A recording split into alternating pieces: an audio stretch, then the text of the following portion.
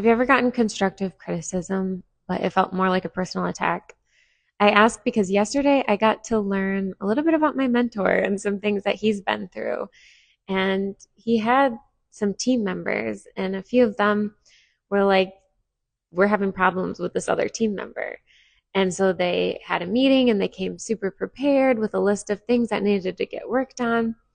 And so as they were going through this list of things, the one team member that they were talking to was like starting to get super defensive and like really tense. And they were like, why are you not accepting the feedback very well?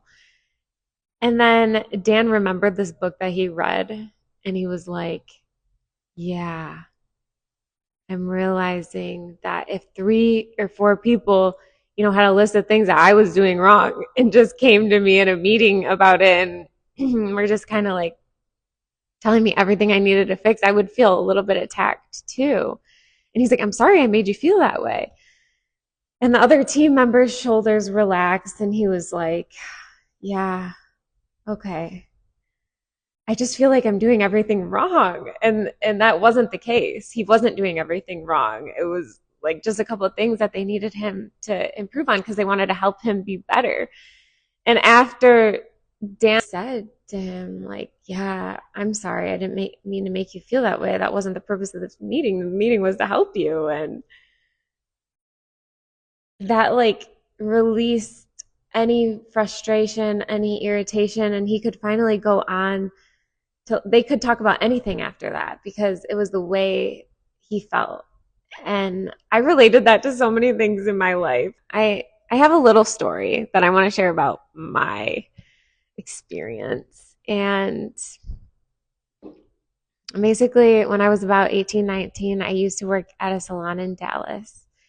And I loved it. I lived there for like 2.5 years, and I was really close with the team. I loved it so much. I was sharing so much about it that my friend actually wanted to move out there too. And she moved out there with me, and I was so happy to have like a girlfriend because, I was hanging with my hairstylist friends. Some of them were guys. And most of the time I was spending time with my guy friend. And it was very hard because I needed that like friend that was a woman almost. And I realized that when the person who like actually helped me get the job in Dallas was like, yeah, Dakota, are you going to be like one of those girls who gets Botox and wears red bottoms? Like, how are you going to be? And I'm thinking like, I don't know, like I'm happy the way I am. Like, I don't care if I get that, like that would be great. I would love it, I guess. But at the time I didn't need Botox and at the time I didn't make the kind of money to afford red bottoms. So I was just like, I didn't really, wasn't, that was not on my, I wasn't worried about it. But it made me feel like a little bit of pressure. And I was like, I don't need this pressure. Like I want somebody to make me feel confident like with where I am and what I'm doing. And I didn't like that feeling.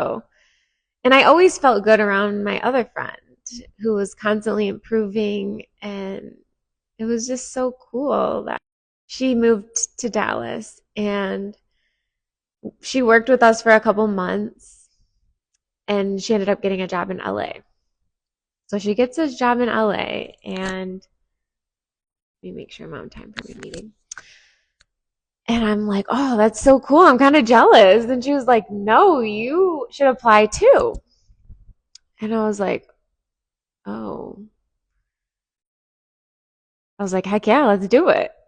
And so she helped me like get good photos and she helped me apply to this place. And the reason I thought it was so cool is because, I always looked at LA as kind of like a dreamland. And also like the people she was working for were famous for what they did. And so we went out there, we both got the job, and then I told my manager, her and I both told our manager together that, yeah, we're moving to LA after she put all this work into us. And I could see the disappointment on her face. And, it's crazy because I can now see the kind of work she put in to where before, like, I really didn't know anything about business. I just knew that I was a hairstylist and like I was going to be taking clients that day. And so, anyways, I move out to LA. I realize that it's not really my dream. It's not, it's not what I imagined. And I'm going to the salon and it's like not feeling like my vibe. Like the owners they're artists, they're great artists, but they're not business people. So they're not like teaching me how to build a business. And maybe they thought I knew how to build a business already. I don't know, but I didn't. I was used to being fed clients. And I was also very intimidated by all the talent out there. So, I would come to work and every day I was just feeling like this is not it. And like I haven't gotten paid yet. Like the rent is coming. Oh my gosh. So like 3 months in, I finally decide I cannot do this anymore. Like we weren't hardly getting any clients and I clearly didn't know. Like I even called my dad one day because I told him I was kind of freaking out and he was like, Dakota, why don't you put an ad in the newspaper? And I'm like, the newspaper? Like people aren't even doing that anymore. I mean, oh gosh. And I even felt worse after that call, but so, anyways, I call my old boss back and I'm like, can I please have my job back? This is not it. And she was like, yes, of course. She's like, we would love to have you back. And I was so happy. So I started packing all my things. I let my roommates know, hey, I'm moving. And they were like disappointed because they kind of wanted to stay. And I was like, I can't do this. I felt like there was so many homeless people in LA that I was going to be homeless. So, plus I felt like I really needed to get my confidence back up. I don't know how that deteriorated so quickly. Actually, I do. I have a better understanding of it now. So, anyways, I'm like ready to move back to Dallas. And then I get a call from the salon and they're like, yeah, so we had a meeting with the salon team and they don't think that it's a good idea for you to come back. And that was heartbreaking. Like I can feel my heart breaking again thinking about it. Like it hurt. And then I didn't realize this then. It actually took me probably a couple years later, but I did end up realizing like the pain that I felt when they didn't want me to come back was probably the pain that they felt when I left. And so anyways, I fly back to Dallas anyways because I'm like, I just like Dallas better. And when I get there, I wanted to speak to the manager, and the owner ended up texting me, and the owner's wife ended up texting me and saying, you cannot come back to the salon or we will call the police. And I was like, whoa, like I've never been treated like that before.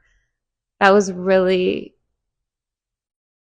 it just made me feel even lower than the place I already was in.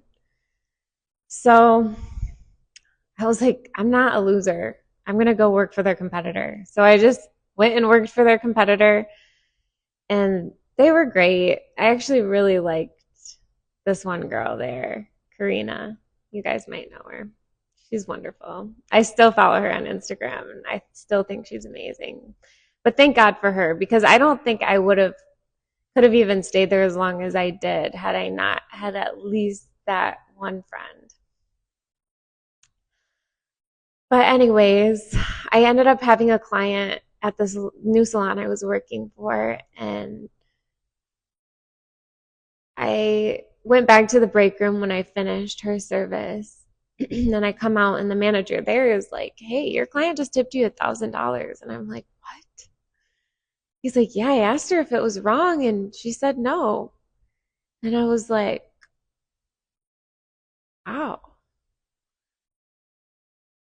And in that moment, like,